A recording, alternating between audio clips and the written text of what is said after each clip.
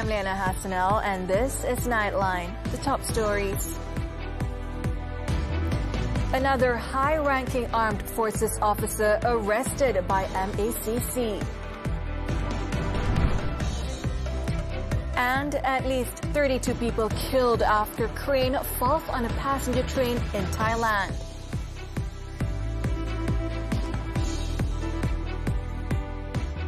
The headlining story. The Malaysian Anti-Corruption Commission, MACC, has arrested another high-ranking officer of the Malaysian Armed Forces, MAF. Its Chief Commissioner Tan Sri Azam Baki, when contacted, confirmed that the individual in his 50s was detained when he appeared to give a statement at the MACC headquarters in Putrajaya at 11 a.m. on Wednesday. Cuma saya mengesahkan tangkapan terhadap beliau itulah kerana ada isu berkaitan isu salah guna kuasa dan rasuah terhadap beliau. Azam added that investigations into the case are ongoing and the individual is still being questioned by the graft buster. Cuma adakah beliau akan ditahan dalam tempoh 24 jam ataupun beliau akan dipohon penahanan riman pada esok hari. Azam also stated that further developments and details of the case will be announced at a special MACC press conference scheduled on Thursday. Meanwhile, Azam confirmed that the former army chief, who was remanded last Thursday to assist in the investigation into alleged corruption in military procurement, has been released on bail. According to the MACC chief, General Tan Sri Muhammad Hafizuddin Jantan was released at 6:30 p.m. on Monday. Speaking when appearing as a guest on MACC FM radio on Wednesday, Azam said this came after the Commission had completed the statement recording process. Dan beliau telah pun dilepaskan dengan riman, termasuk kedua-dua isterinya. Okey, jadi besok selepas amanat saya sampaikan, saya akan ada press conference dengan pihak media. Saya akan nyatakan lebih detail lagi berhubung dengan siasatan kes berkenaan. On January 7th, the former army chief and his two wives were arrested by the MACC over alleged irregularities linked to army procurement tenders. The following day, Hafizuddin was remanded for 7 days, while his two wives were remanded for 3 and 6 days respectively to assist investigations into the corruption case. The MACC also visited the Defense Ministry on December 23rd to initiate a preliminary investigation into several projects involving the Army since 2023. The Commission also froze 6 bank accounts belonging to the officer and his family and seized 23 luxury watches valued at over 2 million ringgit. In a related development, Defence Minister Datuk Sri Muhammad Khalid Nordin's explanation to the Cabinet on Wednesday on reform measures planned for his ministry was well received. Government spokesman Datuk Fahmi Fadzil said during Khalid's briefing to the Cabinet, the Prime Minister also shared his views on the ongoing efforts to address the issues that have arisen within the MAF, particularly regarding corruption and abuse of power. Fahmi, who is also Communications Minister, noted that the Defence Ministry, or MINDEF, will implement several follow-up actions. These include introducing an environmental, social and governance ESG framework for the ministry, covering high-value annual procurements.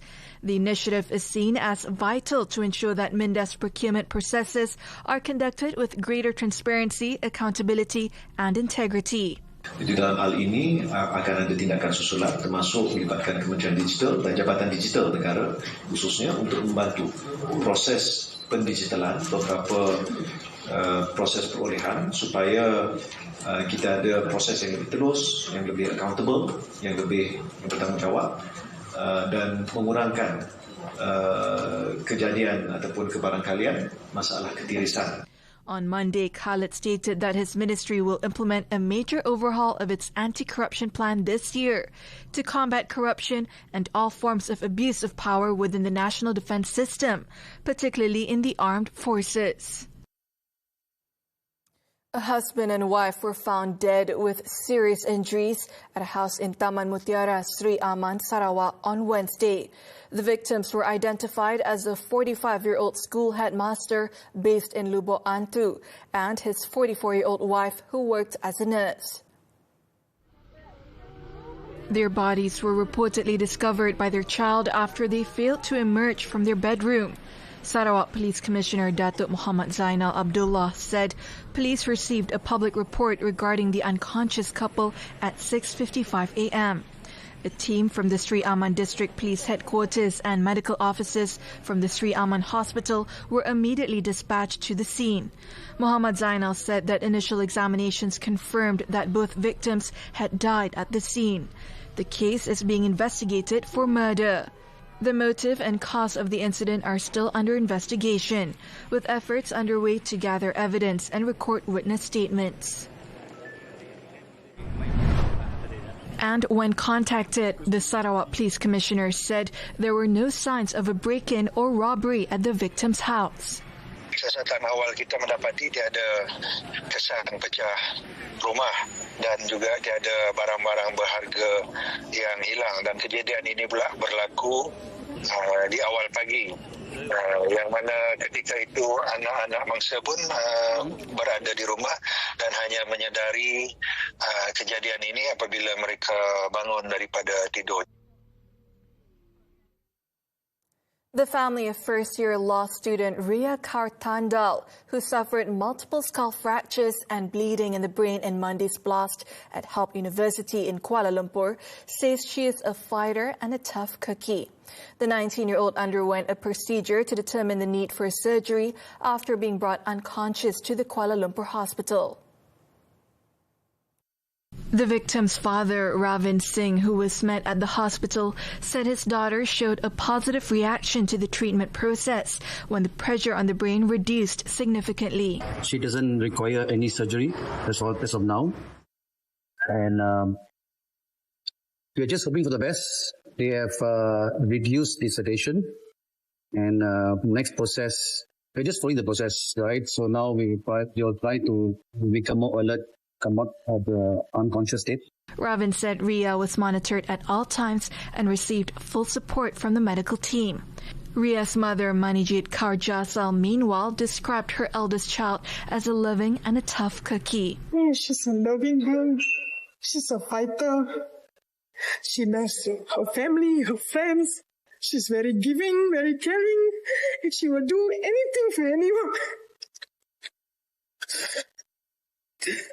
Yeah, she's a tough girl. Tough girl. She's a fighter. And she will survive. In the incident last Monday, 24-year-old Suyu Juan, a third-year mechanical engineering student who was scheduled to complete industrial training, was killed. Other victims include 3 students, 2 cafeteria assistants, 2 maintenance contractors, and a member of university management. Ria, an air conditioning maintenance contractor, are still receiving treatment in the ward, while the other victim has been discharged from the hospital. Now, police have concluded its probe into the explosion. Brickfields District Police Chief Assistant Commissioner Hu Chang-hook said the affected building has been officially handed back to the university. He said findings indicate that the incident did not involve any criminal elements. The Fire and Rescue Department Forensic Unit's investigation at the scene has been completed, and the building has been returned to the management. UMNO members have been urged to use the party's annual General Assembly as an opportunity to close ranks amid a challenging political landscape. In making this call, the party's president, Datuk Sri Ahmad Zahid Hamidi, said the assembly would also chart the party's future course in an organized and strategic manner. Zahid said this when delivering the presidential speech at the party's 2025 General Assembly in Kuala Lumpur on Wednesday. He also told the delegates that UMNO's strength is the unity of the party's grassroots. Thus, UMNO needs to adjust itself according to the current political scenario. He also said that UMNO will open the door for former leaders to return with the party. On preparations for the 16th general election, the party president said UMNO needs to accept the current reality and must consist of all parties in the government, including the opposition. For Datuk Sri Johari Abdul Ghani, UMNO must shift its priority to focus on itself before the party can better instill the public's confidence. The party's vice president said UMNO has to focus on fortifying its confidence within to remain united. Sebelum rakyat rindu UMNO, orang UMNO kena rindu orang UMNO. Kalau kita dalam UMNO ni tak rindu sama-sama, kita menjadi satu parti yang mempunyai perpaduan sangat kukuh, macam mana orang luar nak datang. Simple. Johari said this when met at the World Trade Center Kuala Lumpur after the closed-door UMNO presidential briefing on Wednesday. He also shared that the UMNO presidential speech touched on political unity and stability. Kita mesti menyusun dan menyesuaikan diri untuk memastikan bahawa negara ini terus mempunyai kestabilan politik yang baik, bagus, dan kita sama-sama boleh mendapat manfaat daripada perkembangan ekonomi yang boleh dijanjikan dengan kestabilan politik. Meanwhile, the Prime Minister said national strength should be built on unity, wisdom, and a shared commitment to prioritizing the people and the country, rather than on divisions. In his social media post, Datuk Sri Anwar Ibrahim said this was especially important amidst political and economic challenges. According to Anwar, Malaysia needs mature politics founded on consensus, mutual respect, and the ability to work together to ensure stability, prosperity, and a more just and inclusive future. In the post, he also extended his greetings to UMNO delegates attending the party's General Assembly and hoped it would be conducted in an orderly manner and feature constructive debates focused on the rakyat. Later on Wednesday evening, UMNO Deputy President Datuk Sri Muhammad Hassan urged the party to move beyond rhetoric and adopt clear, task-based roles at the grassroots level if it is to regain public trust ahead of the 16th general election. Speaking at the joint opening of the Wanita, Youth and Puteri UMNO General Assemblies in Kuala Lumpur, Muhammad said the party needed disciplined execution and structured engagement across its wings to translate political positioning into meaningful outcomes for the people. Kita akan tawarkan kepada rakyat satu pasukan yang dominan dan yang mengayomi. Kita mahu menang bukan atas ihsan orang, tetapi kita nak menang kerana rakyat percaya UMNO lah satu-satunya parti yang tahu dan yang paling berpengalaman mengurus negara. The party number 2 said UMNO could no longer rely on legacy narratives or past achievements, warning that today's voters judge parties based on solutions and future prospects rather than history.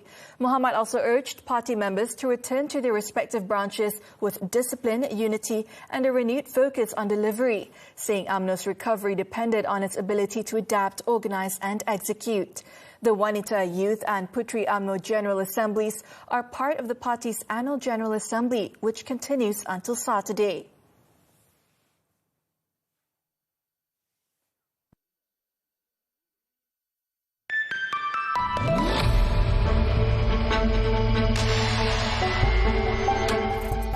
The federal government is allocating a record 15 billion ringgit this year for Sumbangan Tunai Rahmah, STR, and Sumbangan Asas Rahmah, SARA, the largest in its history.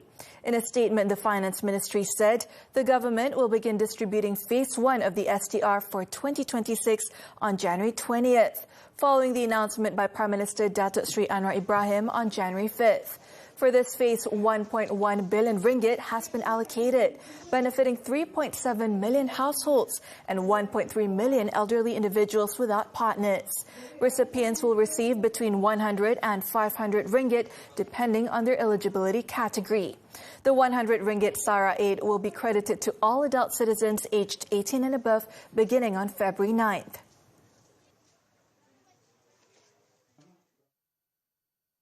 The government aims to increase pineapple exports to 2 billion ringgit by 2027 as part of efforts to strengthen the high-value industry. Deputy Agriculture and Food Security Minister Datuk Chan Foong Hin said the country's pineapple exports reached 1.4 billion ringgit in 2025, amounting to 76,000 tons to international markets. He said the industry has the potential to generate about 9,000 ringgit a month in income per hectare for growers entrepreneurs through modern farm management. The Deputy Minister added that Selangor has great potential to develop into a modern agri-food hub due to its logistical advantages. To support development, the Malaysian Pineapple Industry Board has provided seedlings, grants and technical guidance.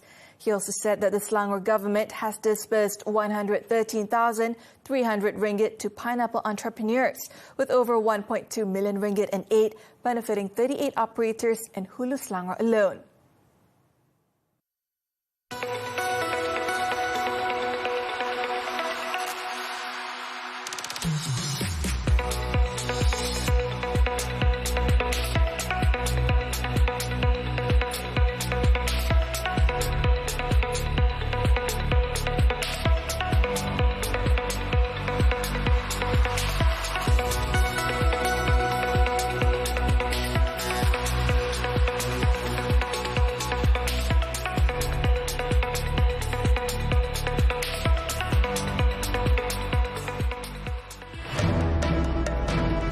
Ex-NGO chief faces new charges of misappropriating funds. This and more after this breather. Di tengah ketakutan, suara kecil ini meminta simpati. Suara terakhir yang tidak akan pernah padam.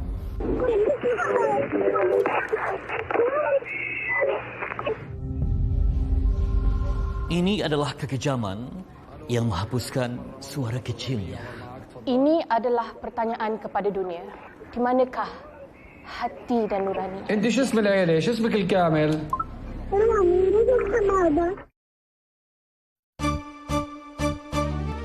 Tanyalah Ustaz minggu ini.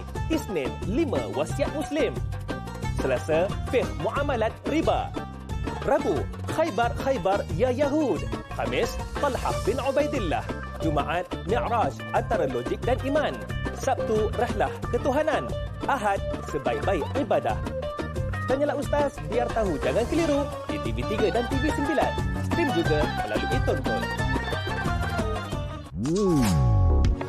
MHI sepanjang minggu. Inisiatif bantuan sara diteruskan. Apakah impaknya kepada masyarakat? Difteria penyakit jarang didengari namun boleh bawa mudarat kepada kesihatan. Rasuah musuh negara, perangi rasuah dan tingkatkan integriti. Parkir kenderaan merata-rata sehingga halang laluan. Di manakah moral anda? Isu tiket scalping atau ulat tiket, kita cari solusi untuk masalah ini. Isnin hingga Jumaat jam 10 pagi. Hanya di TV3 dan Tonton. Dan kongsi macam-macam, lepas tu menyesal. Oversharing kadang-kadang boleh membawa mudarat. Pais ikan patin opor daging semua saya suka. Menu Negeri Pahang hari Selasa. Wanita hari ini bukan kurang usaha, cuma terlalu banyak beban. Wanita dan tekanan ekonomi kita bincangkan hari Rabu. Tergantung, terdiam, terluka. Gantung tak bertali, menunggu tanpa kepastian. Rumah tangga bukan medan berkuasa. Isteri bukan hamba dan suami bukan tuan. Semuanya di Wanita hari ini TV3 dan stream sekarang melalui Tonton. Hai kawan-kawan pernah tak rasa tak selesa bila ada orang cuba sentuh badan kita? Kawan-kawan ingat tahu badan kita ni milik kita. Kalau ada orang sentuh tapi izin, korang cakap tidak. Lepas tu korang bagi tahu ibu bapa ataupun cikgu ataupun kakak dan abang, okey? Betul tu. Ingat, tak ada orang yang boleh buat kita rasa takut dan tak selesa. Kita berhak rasa selamat dan dilindungi. Welcome back. 4 police officers and 2 personnel, including a retiree, were arrested on Tuesday as the Malaysian Anti-Corruption Commission, MACC, expanded its probe into an alleged bribery scheme involving police protection for illegal businesses in the state. The latest arrests bring the total number of detainees to 7, following the earlier detention of an active duty police officer suspected of soliciting and receiving bribes amounting to about 27,000 ringgit. The 6 were brought to the Magistrates Court about 9 a.m. for remand. Magistrate Shahirah Abdul Salim granted a 5-day remand order against all 6.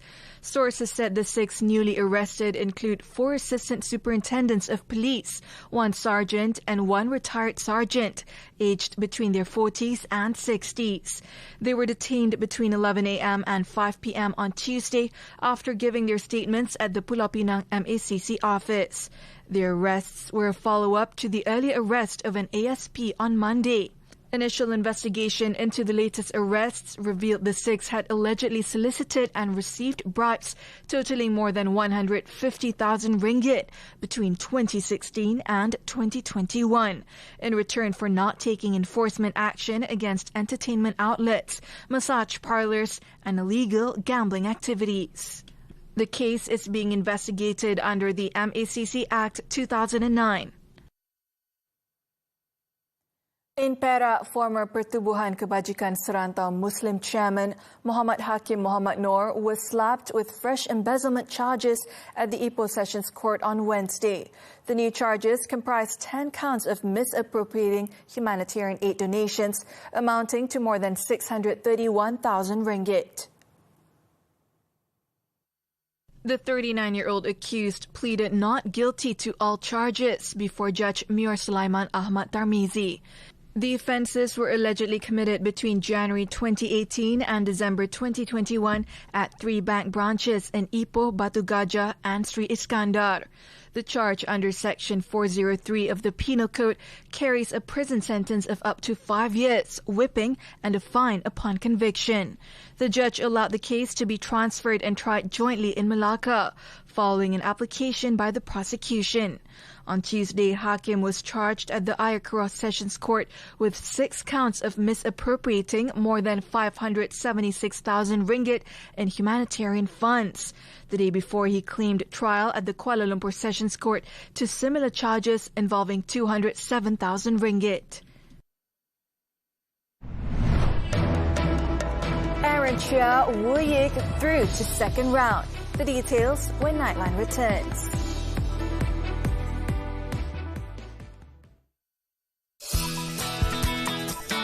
Dan kongsi macam-macam, lepas tu menyesal. Oversharing kadang-kadang boleh membawa mudarat. Pais ikan patin opor daging semua saya suka. Menu Negeri Pahang hari Selasa. Wanita hari ini bukan kurang usaha, cuma terlalu banyak beban. Wanita dan tekanan ekonomi kita bincangkan hari Rabu. Tergantung, terdiam, terluka. Gantung tak bertali, menunggu tanpa kepastian. Rumah tangga bukan medan berkuasa. Isteri bukan hamba dan suami bukan tuan. Semuanya di Wanita Hari Ini TV3 dan stream sekarang melalui Tonton.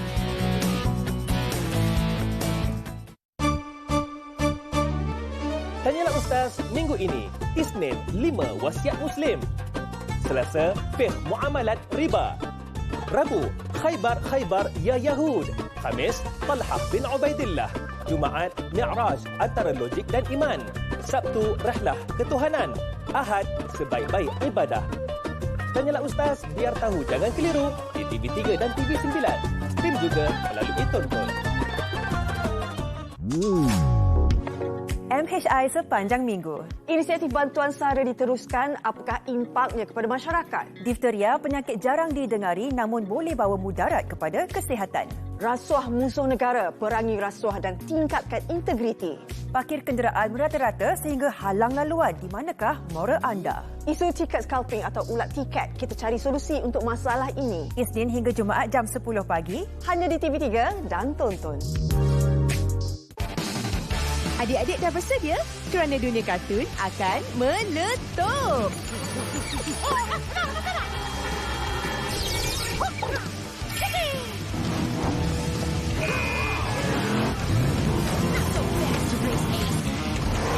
Synthesize our own terror.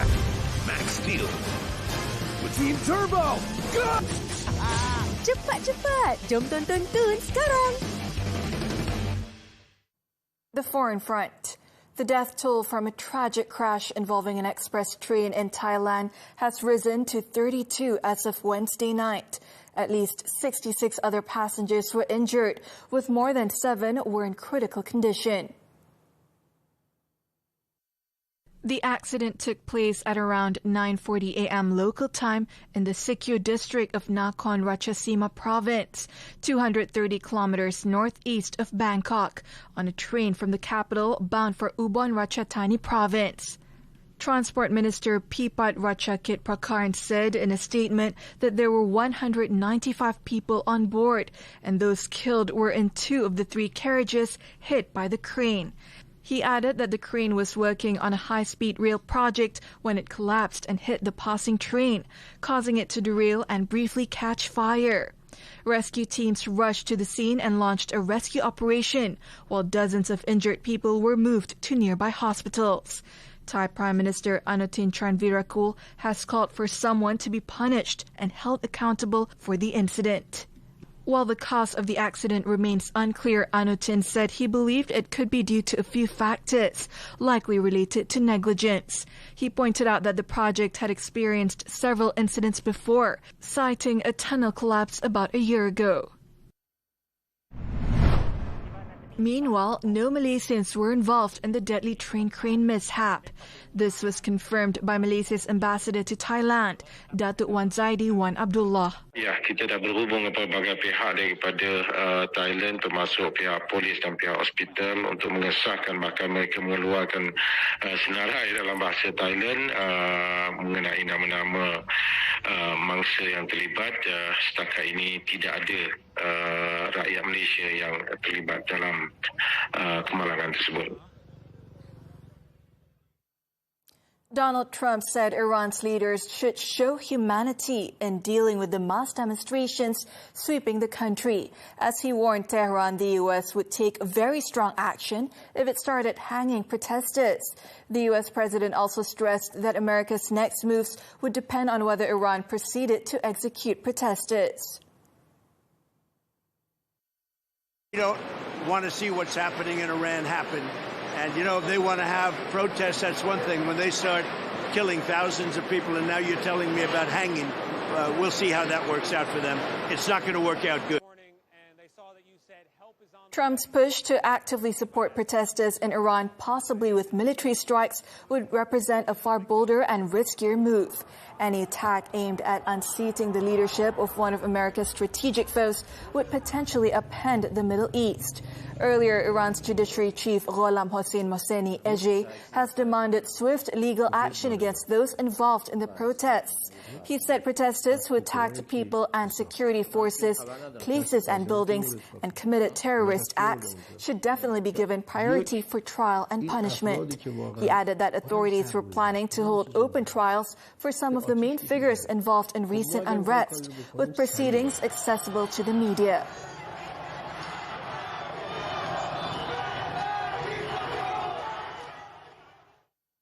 French far-right leader Marine Le Pen has told a Paris court she hopes will overturn her conviction for embezzling EU funds that she had no sense of having committed an offence. Speaking before the judges at the start of an appeal trial against a conviction banning her from running for public office for 5 years, Le Pen argued that the European Parliament did not play its role of raising the alarm as it should have. If the ban is upheld, she will not be able to stand in the 2027 presidential election. The case at the Paris Court of Appeal will last until February 12th, but a ruling is not expected before the summer. Le Pen, 57, was found guilty last year for hiring assistants who worked on her National Rally Party's affairs, rather than the European Parliament that paid them. Et par cela fait de moi la candidate.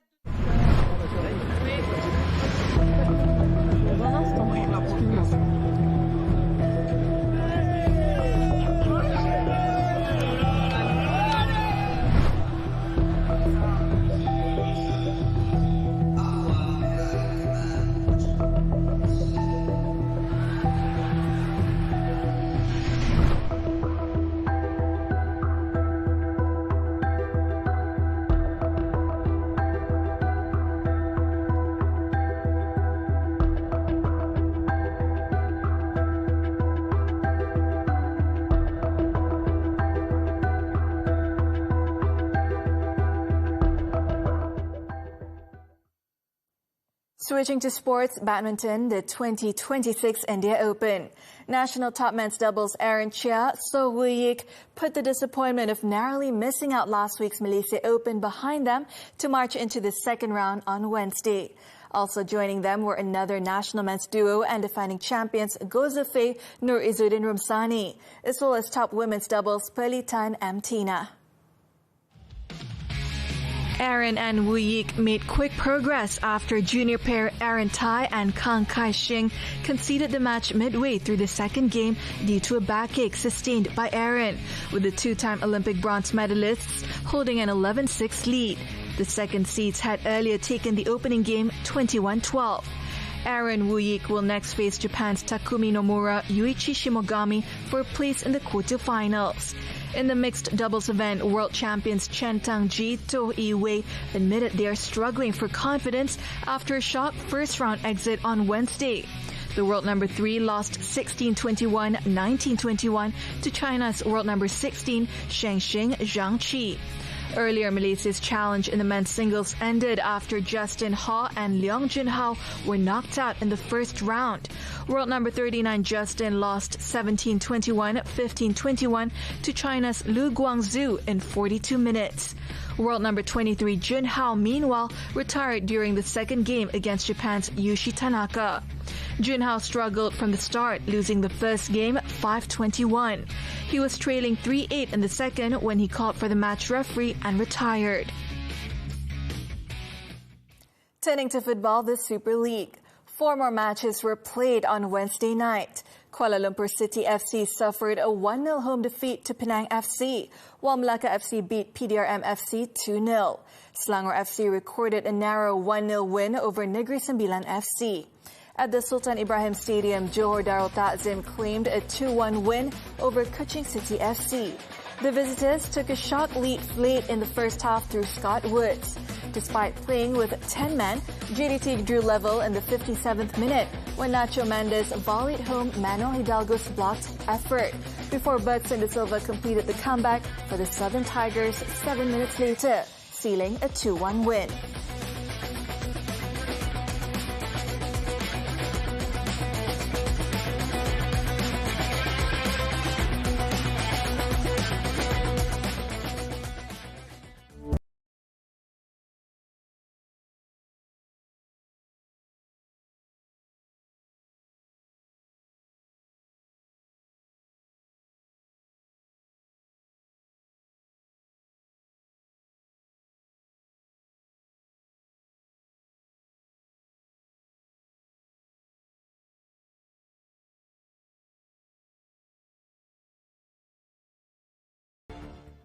And that concludes Nightline this time around. Before we leave, let's take a look at visuals of the first of its kind sanctuary, built deep beneath the Antarctic ice, which is destined to house an invaluable archive of fast disappearing records of Earth's climate for centuries to come. With that, I'm Liyana Hassanel. Thank you for watching and be well, Malaysia.